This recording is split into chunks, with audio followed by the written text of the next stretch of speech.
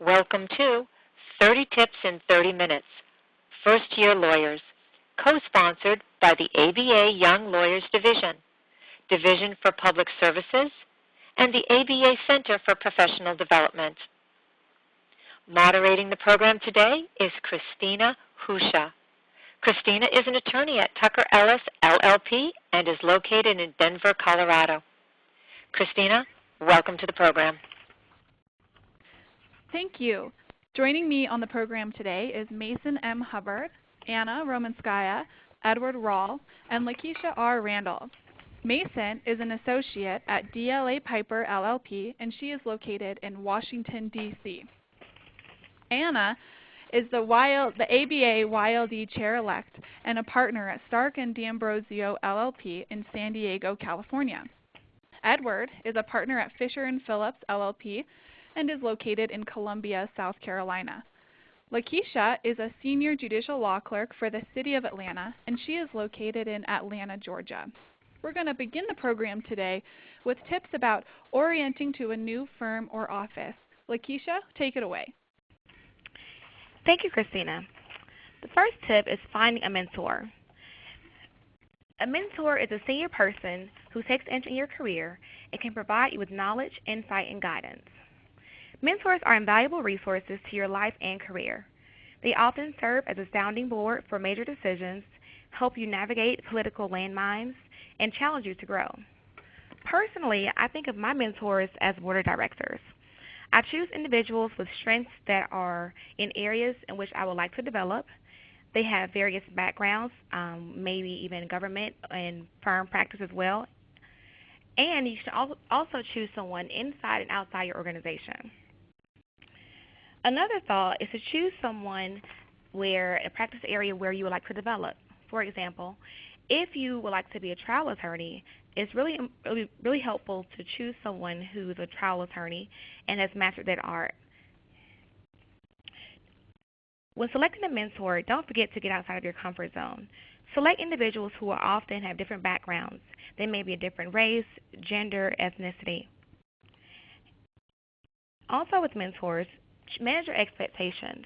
Understand that everyone's busy, so at the outset when selecting the mentor, you may want to have a conversation to decide whether you want to meet quarterly, weekly, or monthly to understand that how they can be helpful to you and how you can contribute to the relationship as well. Number 2, receive software training. Work closely with the person responsible for your technology in your firm or organization. In addition to learning your job better, it's also great for time management. Number 3, learn the law. Take on a wide variety of assignments as possible. The more work you do, the easier it will become to learn the aspects of the law you enjoy. In learning the law, invest time and money into your career. Take the time to take CLEs that are outside your practice area. You may even want to, for example, I'm a law clerk. So in addition to taking general CLEs, I often invest in extra advanced writing training in addition to the practice areas of the court. Number 4, understand online research economics. In law school, while you may have unlimited free research to research online with Westlaw or LexisNexis, it's very important once you're in practice to understand the pricing structure of your firm or organization. So, for example, in government, we have unlimited research similar to law school. However, in private practice, your firm may be charged based on the research inquiry. You may be charged based on how long you're logged in and additional features. So speak to your firm administrator to understand how you're being billed so that you may not accumulate a higher bill than you expect in doing basic research. Number 5, accept assignments. Listen to the assignment, take notes, and ask questions. This is very critical to show your understanding of the assignment and to save time ultimately. While you may be hesitant or nervous to ask questions as a first year, it's very important to ask questions at the outset so that you may save time on the back end and potentially prevent having to redo an assignment for your partner or judge at the time. Number 6, know who does what. Become very familiar with the structure of the administrative side of the firm. Build relationships with key people, and you'll receive better service. It's very important to understand who is helpful in the firm, and do never overlook the administrative staff and personnel. As you may know, your reputation likely precedes you.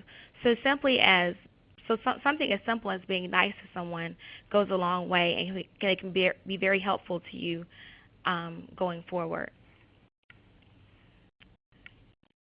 By knowing who does what, you decrease their time spending on tasks. If you identify key people and make strong professional relationships with them, you will receive and in turn provide better service.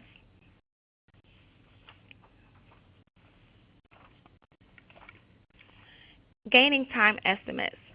When accepting assignments, also ask for an estimate for the time it takes to complete the assignment. This is very important so that if you ever run into an obstacle where after doing your base research you realize that completing the assignment will take longer, you can update the person assigning it to you and let them know if you need additional time. Having clear communication is very important to fostering strong relationships and ultimately instilling trust in your firm organization that they can trust that you can do the work. So, for example, you don't want to have an assignment where your administrator may think that it should take an hour, but while you start to research it, you find other issues in your research path may take you in a different direction, and now you come back and it's 5 hours later for a task they thought would only take 1 hour. So when gaining time estimates, in addition to asking at the outset how long it takes to get the assignment done, it's also very important to update your person along the way in case you think you need additional time. This is also very important for billing purposes, so that if you are taking longer to complete a task and it's a 1 hour time estimate, you can't bill that. So it's very important to understand what's expected of you and to change the expectation if necessary. Number 8, know your firm. Become familiar with your firm in all the practice areas. This also extends itself to the governmental side as well. Understanding what's important to the firm, understanding the practice areas, even though it may not be your initial practice area, often becomes very important when speaking to others, so that you can fully understand and explain the breadth of your firm and speak to potential clients even if it's outside your practice area. In addition to knowing the practice areas of your firm, it's also very important to know which pro bono or community service initiatives are also important to your firm. Once understanding this, you can be helpful in participating yourself, potentially developing clients later if you participate in pro bono projects that are important to the firm, or maybe some firm partners. Potentially taking interest in projects outside of your practice area that are still important to the firm or organization would be a good way to do it. I know in Georgia, our legal community has something called the Legal Food Frenzy, which is a community initiative where all firms and all legal departments raise food for our local food banks. And this is very important to many partners here and many organizations because it's a competition, it's very competitive. So understanding if a project like that is important, it may be helpful to take on that initiative and the extra project yourself as a first-year associate or the first-year lawyer to show that you're invested in the organization long-term and not only interested in getting through your day-to-day assignments. Great, thanks Lakeisha. Now we're going to talk about interacting with colleagues with Edward Rawl. Edward?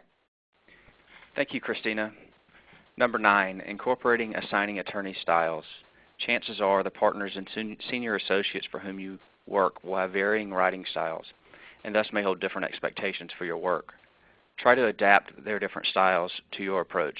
It's a worthwhile challenge to satisfy a variety of bosses, each of whom will think their style is the best. 10. Devising performance expectations. Manage the people you work with as you would any team. Every person plays a part in the success of your practice, from the copy services person to the secretary and the paralegal. When you work with others in a business environment, everyone must be on the same page. Discuss openly the expectations of each person's contribution to the project or case, and be sure all team members understand their role. 11. Delegating. As a new attorney, you may have little need to delegate substantive work to other attorneys, but you will certainly delegate work to secretaries, paralegals, and other staff members. When delegating, be sure to tell the person all the information that they will need to be successful. Give them parameters, time frames, and ask for follow-up questions. And always remember to be respectful, especially to staff members. You will quickly develop a reputation, so make sure it's a positive one. 12. Making mistakes. No one expects you to know everything or be perfect. Be sure to ask for help and learn as much as you can from others. If you do make a mistake, let your supervising attorney know immediately. The more you try to correct the problem, the worse it may become if you do it alone. Most likely, after you feel the terror, others will likely admit to having been in the same boat or similar situation. Remember, almost any mistake can be fixed, and it's a natural part of the learning process.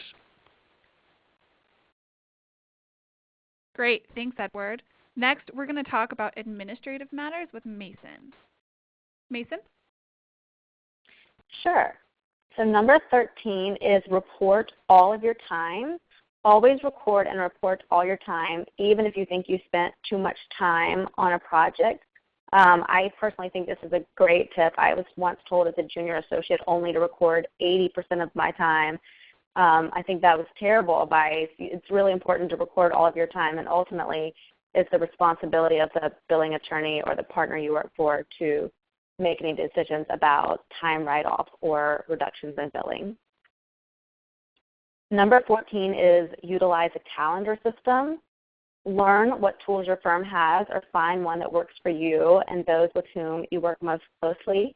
In my firm, my particular team has a shared calendar that we use, and that way we can view each other's schedules and any conflicts we might have, and I think that's a very helpful tool. Number 15 is a read time report. Review your own time and talk to a partner if you question whether you spent too much time on something. If you don't already receive time reports, you can likely request them, and it's a great tool to have access to. You can use these reports to talk to a partner if you are worried that you spent too much time on something or you're having trouble with your time management. It's a great overview.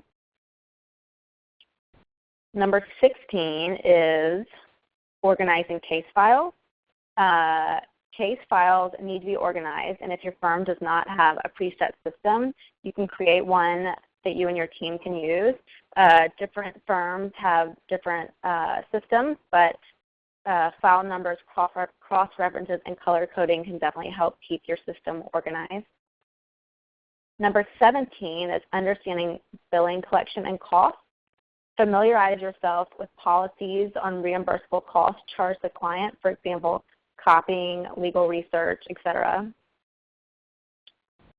Number 18 is creating a form file. If your firm does not already have a computerized or manual file form, you can create your own. These are essentially samples or copies of previous work that you'll most likely be reusing within your first couple years of practice.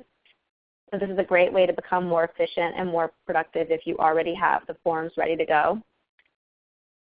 And you can train your staff to complete routine or frequently used forms when possible as well. And number 19 is understanding trust account. Trust account is a special client account in which client money is held until used to pay a third party or paid out at the conclusion of a deal. It's important to understand the trust account requirements for your specific state and also know the procedures for deposits and withdrawals from a trust account and abide by them. Great. Thank you, Mason. Next, Anna is going to talk about client relationships. Great. So number 20 is listening to your clients. You will learn how to better serve your clients if you understand their overall philosophy and goals. Invite your clients to talk about their industries, their companies, and their interests. Listen to what they have to say and respond accordingly, addressing their specific concerns. Number 21, recognizing your internal clients. Do not be lulled into thinking that your only clients are those who pay the firm. In fact, as a new attorney, your primary client is the partner or the more senior associate you serve and assist. Responsiveness and eagerness are attributes your clients want and deserve from you. They're the ones that are reviewing your work, and especially as a young lawyer, you really should be catering to their specific needs. Number 22 is creating an action plan.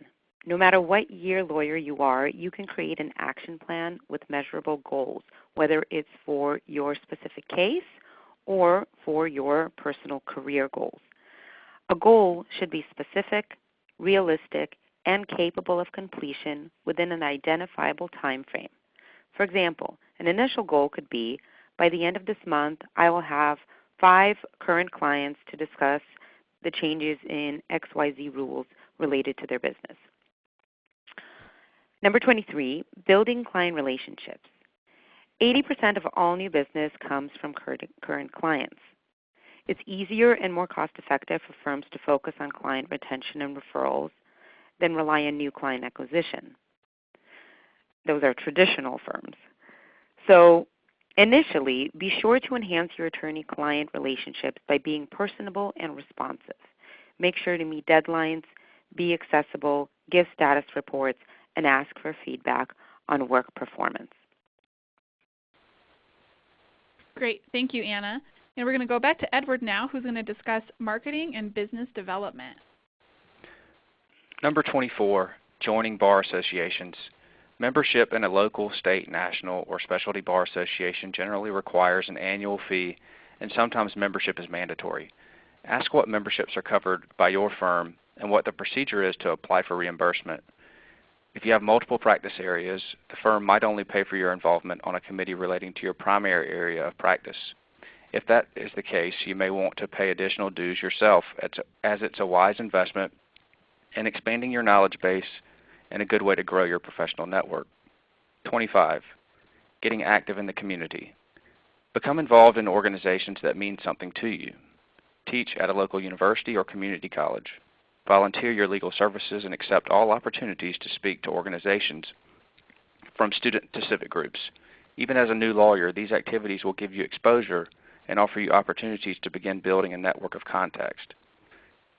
The busier people are, the better they seem to manage their time, so being active and having outside commitments will also help you stay on task at work. 26, considering a niche. One path to partnership is just being a great lawyer. Another route is finding what you enjoy and becoming an expert in that area of law.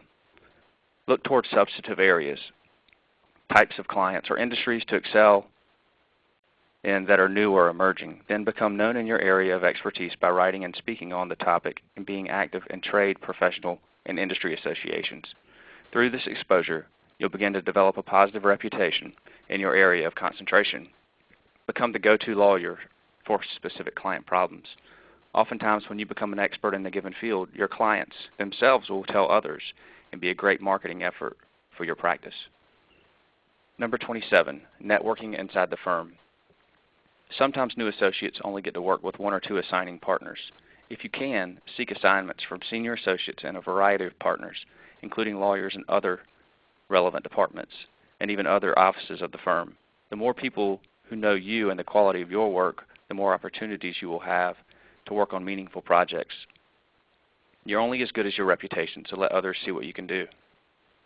Number 28, market yourself with your resume. Your resume and your online biography are marketing tools. Ask the marketing department at your firm to help you create them so they will catch clients' eyes and partners' attention. Your firm will probably keep resumes and bios on file or on the web. Read and update yours on a consistent basis and add new skills and practice expertise as your practice grows. Great. Thank you, Edward. We're going to wrap up the tips portion of today's program with tips about time management with Anna. All right, number 29, being on time. When you're attending meetings, be sure to arrive promptly, even if others do not. In fact, be sure to arrive promptly, if not early, to all meetings. You can bring work with you or reading material so you can use your time well while waiting for others. Even when you are called to an attorney's office to take an assignment, be prompt and bring something to do in the event that their phone rings and you have to wait to complete the process. And finally, number 30, mastering time management. Devise a daily routine, and as often as possible, stick to it. Avoid procrastination and learn to control your time so that you can work efficiently. My personal recommendation when mastering your time management is color coding your calendar, to color code so it's visual what assignments you have coming up or what meetings you have coming up, and prioritize. If you need additional assistance organizing your time, there are many time management programs available for purchase, and if it's worth the effort, to find one that works for you. Plan for both professional and personal time so you can maintain that all-important balance and throughout your entire career. Great. Thank you, Anna. And thank you to all of the panelists. All of those tips are excellent. And now we're going to take some questions from the audience. So each of the attendees listening to this webinar can submit questions via the chat feature on the webinar interface, and I will do my best to pose your question to the panel. And before we take our first question, I just want to summarize briefly what we've talked about today. We've given tips on time management with Anna, and we've also talked about marketing and business development with Edward. We've talked about interacting with colleagues, also with Edward, orienting to a new law firm or an office, administrative matters with Mason, and I believe Lakeisha talked to us at first about orienting to a new firm, and then client relationships with Anna. So we've received several questions about mentoring, so that's where I want to start. And Lakeisha, I'm going to pose this question to you. The first one is, how do you go about obtaining a mentor? And this is from Daisy Castro. Okay, thank you, Daisy, for your question. I think the first thing is to identify what's important to you and what you want to gain from the mentor relationship. After you identify the things you would like to gain from the relationship, to reach out to individuals you admire. I encourage finding mentors within your firm or organization, maybe within a local bar association, and also potentially old law school professors have been very helpful for me as mentors. After you reach out to those individuals, let them know what you'd like to gain from the relationship, and go from there. Great. I'm going to pose a related question to Edward. And Edward, this question is from Celeste McCaw. And that question focuses more on something probably more specific to bigger firms. And she asks, for firms that have mentorship programs where they match junior associates with senior attorneys, how do you approach the situation if you find another individual at the firm who better matches your personality and career goals? I think that's something that you would want to address with the mentor you originally signed with. The mentor may know very well, as you do, that it might not be a great fit from a practice standpoint, from a geographical standpoint, or from a personality standpoint.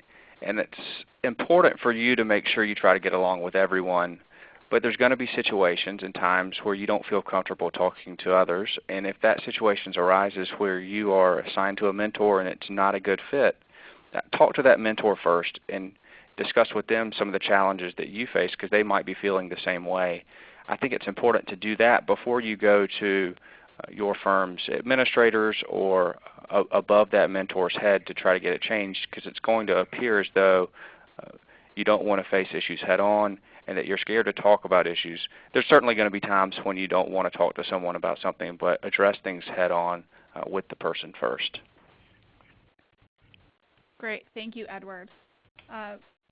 I am going to stick with Edward for this next question. And Crystal asks, what are some factors that you would consider when you're looking for a niche? That's a good question, and you may not know it sitting here today what your niche is going to be. I've developed a niche practice in a certain area, and it was only because a client had an issue and nobody else in our office knew what to do with it, so I dug down and figured it out. And I figured out that nobody else was really doing that area of the law in the area where in the geographical area where I practice. So sometimes it takes an investment. Another colleague of mine was tasked with 100 pages of regulations came out on a federal unemployment law, and none of the partners in the office wanted to take the time to dig down and read all the regulations and the comments and the submissions from the Department of Labor. But this individual did. Over a long weekend, she sat down with the regs and read it all weekend long, and when she came back, she was the expert. So sometimes it just takes knowing when opportunities present themselves and doing the hard work to learn something that you might not know about today. Great. Thank you, Edward. Next, I'm going to pose a question to Mason. Mason, this question is from Jordan, and Jordan asks, do you recommend any programs or softwares to assist you with time management? Hey, Jordan. I don't have a specific program or software, but I have taken time management classes that have been offered through bar associations and other groups in the past, and I found them really helpful. But I also just think it's a learning curve that comes with practice. I found myself to become a more and more efficient biller just through practice and figuring out how to maximize my time. So, there are definitely programs out there that are really helpful, but also I think it's just a little bit of a learning curve as you move forward in your career. Great. Thanks, Mason. The next question is going to be for Anna. And Anna, this question is from Andre. Andre asks, how applicable are these tips to a solo or a small law firm compared to a bigger law firm?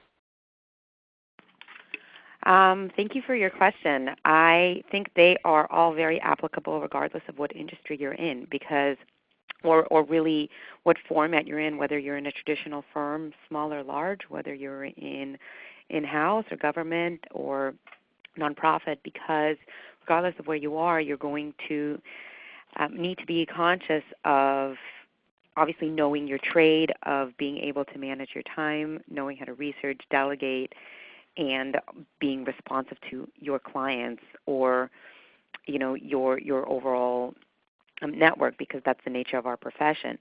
So you can take these tips and really personalize them to your specific practice, to your specific nature of the practice. I can share I'm in a small firm, and we don't have a marketing department in my firm, but in terms of being able to network and develop business, for me, I focus more on creating a personal strategy and going and working through bar associations to get perspective on different strategies. So you just tailor these tips to your own personal environment, and they're certainly very relevant. Thanks, Anna. And I just want to ask one follow-up question to that answer. A lot of big firms, like we discussed earlier, have structured mentorship programs. How do you go about finding a mentor if you are not in a large firm environment and you don't have that type of a program to lean on? I'll respond by saying a mentor relationship is very personal. It's not something that can be forced. A mentor can be your closest friend, or it can be a senior partner at some other firm. It depends on what your needs are and what you would like to get out of the relationship. Essentially a mentor-mentee relationship is a relationship where you have a trusted person who you can bounce ideas, perspectives off of. So a mentoring relationship can be really formed anywhere. It doesn't have to be through a structured mentorship program. And if you think about your current personal sphere of influence, if you will, your colleagues, your classmates, your professors, your bar association colleagues, it's very likely that you've already formed that kind of relationship. It may not just be formally called a mentor-mentee relationship. So, I think it's a misconception that some of us may have that we have to partake in formal mentorship programs because, again, you can really find that type of a relationship anywhere. It just depends on, what you're trying to get out of it. Great. Thanks, Anna. That's great advice. The next question is going to be for Lakeisha. Lakeisha, this question is from Christopher. And Christopher asks that, he wants to know about bar associations. And he says that it's easy to find many outside pro bono causes or bar associations to support and to join. Where do you recommend focusing your energy so that you can provide meaningful services to the cause and it doesn't just become another tick on a resume? Understanding that time is limited, I highly encourage joining a bar association based on your own interests. This may be outside of your current practice. Joining bar associations with your own interests, the people you get along with. Personally, I'm involved at the local, state, and federal level. I started off with ABA involvement, and from there I realized that for my practice area it was important for me to get involved locally as well. Although there are Georgia members in the American Bar Association, I found it helpful to have relationships both at the state level and at the national level. So from there, I think it's also important to know what you'd like to gain out of it.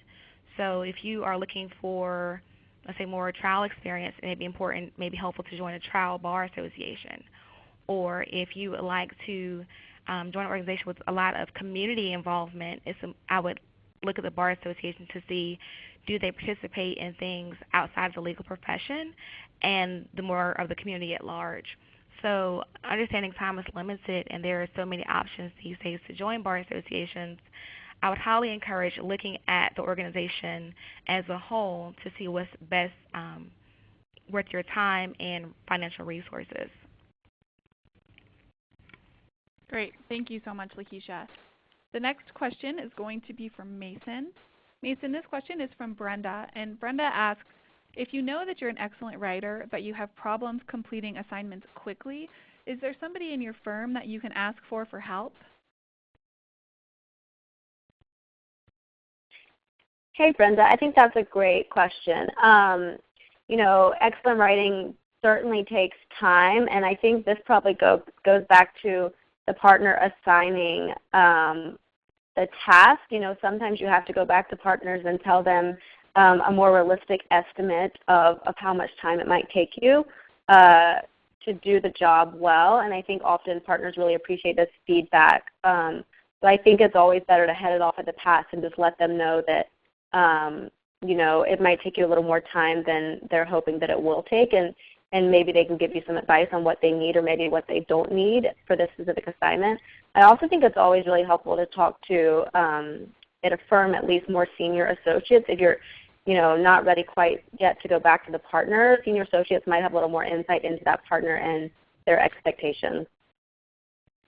And I think it's also helpful to remember that you're going to get quicker as you gain experience and you do this over and over. And good writing does take time, but efficiencies are also built in after you see the same or similar problems come up over and over. You're an appellate lawyer and you figure out the styles that you're working with or writing summary judgment briefs, the styles that your more senior lawyers want. You're going to be more efficient. So I think at the first year stage, it's much more important to practice on good work quality while definitely, like Mason said, talking to the more senior lawyer that is assigning the work, making sure that the expectations and the time expectations are consistent with what they're looking for, but focusing more on doing good work early. And Edward, to follow up on that, and Mason talked about this during her tips as well, but when a project takes longer than either the associate expects it will or longer than a partner expects it will, should the associate bill for all of that time? Is there ever a circumstance when the associate should bill for only a part of that time? That kind of goes back to having early conversations with the attorney who's assigning you work. If it's a 10-hour project and 5 hours in you realize this is a 20-hour project and not a 10-hour project, don't wait till the 10th hour to tell the lawyer that you're working for that I'm not even halfway done. Go back as soon as you can, and as soon as you have a reasonable estimation for what the project's going to take, go back at that time early and tell the supervising lawyer why you think it's going to take longer, and maybe he'll scale back the project and he only wants you to look at a small issue within the original assignment, because maybe the big part of this is he needs a quick turnaround, so he needs to get more people involved in the project, or maybe he needs to call the client and tell the client the bill's going to be a little more. Would you still like us to do it? You don't want to wait till you're that far into the project and the work product's not done. So please, always go back to the supervising lawyer early and often. Great. That's great advice. Edward, and while I have you, I have one more question for you, and this one is from Celeste. And Celeste says, I know that producing accurate and strong work is important, but what are other ways that you can become an indispensable part of your firm? I think you need to be available as often as you can. If that means getting there at 5 o'clock in the morning or staying till midnight. But if you show early in your career that you're willing to help out the team that you're working for, and being available is a big part of that, and being responsive is a big part of that. If you show that early and often, someone once told me that you can't ever change a first impression, and if you can create a first impression that you're indispensable because you're always there and you're always willing to do good work and you're willing to put something down or figure out a way to get it all done, I think that there's no better way to make a better first impression on a firm you're working for. Great. Thank you, Edward. I have another question for Anna. And Anna, this is back to mentoring, which I know that we've talked about quite a bit, which is a topic of importance, I think, to young attorneys. And this question is from Faye. And Faye asks, what if your mentor is just not that interested in you? Well, it's a good question, and unfortunately, that sometimes goes both ways. Sometimes you have a relationship, especially if it's in a structured mentoring program, where there's a I say this sort of cautiously, a quote, forced pairing. It is sometimes there's challenges. Either the mentor, the assigned mentor, may not be as responsive, and sometimes it's the mentee who's not as responsive on the follow-up. As I mentioned before, mentoring really, in order for it to be successful, has to be sort of natural and fluid. And, even if the mentor that you receive through a formal mentoring program or a pairing, in order to develop that true relationship, there needs to be that kind of link of camaraderie, of understanding, and from both parties, a willingness to participate and be responsive. So, if you do experience a situation where you're paired with a mentor and they're not as responsive as maybe you would like, then, that's okay. And, it might mean that they've just gotten caught up or busy, or maybe they didn't realize what they were signing up for in terms of the time commitment. But I would certainly encourage you to, again, keep going, keep working through it, and look at the relationships that you have around you and see if someone else in your circle can serve that role. If you're looking to bounce ideas on a case, for example, look at who else might be willing to provide that feedback, whether it's through a bar association, whether it's in your firm, or whether it's maybe a more seasoned attorney you may have met in court. So, just because you were assigned a mentor doesn't necessarily mean that that's an exclusive relationship. It's okay to have more than one.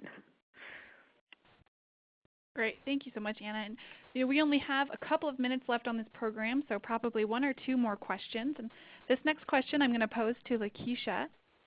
Lakeisha, have you ever received a deadline for a project with that was an unrealistic deadline? For example, if you ask somebody when they want the project completed and they respond yesterday, what do you do in that situation? I think it's very important, as you said before, to once you realize that the deadline wasn't realistic, to let the individual know. I've certainly had that a number of times. And what I would explain without making excuses is that, explain your current workload, explain what you have going on, and how that you want to produce the best work product, and to see if what can you scale back potentially, or prioritize what's most important. For example, if the specific task has 3 different parts, if you go back and let the individual know that it's going to take more time, then they can say, hey, I only do the second part first, and then give me the first part tomorrow, or whatever else. But I think it's very important to give realistic expectations at the outset to prevent a larger problem. Great. Thanks, Lakeisha. The next question is going to be for Mason. Mason, if you have a question, or if another young lawyer has a question about billing or collection, who in your firm do you ask about that? Sure. I think there's a lot of great resources. As I mentioned earlier, I often start with more senior associates in my firm because I think they're a great place to bounce ideas off of. They're just a great resources if you're not sure if it's a question you want to bother a partner with, but also your firm administrator, the billing department, and certainly the partners you're working for are all great resources, and people certainly understand as when you're a first year that you don't know the system yet and you're getting used to it, and I find that people are more than happy to answer any questions. Great. Thank you, Mason. It looks like we are about out of time for this program, so I just want to take a moment to thank everybody for their participation. Specifically, I want to thank Mason Hubbard, Anna Romanskaya, Edward Rawl, and Lakeisha Randall, our panelists. Thank you so much for sharing your expertise with us. Your tips are invaluable to young attorneys. On behalf of the ABA, I'm Christina Husha. Thank you all for joining us.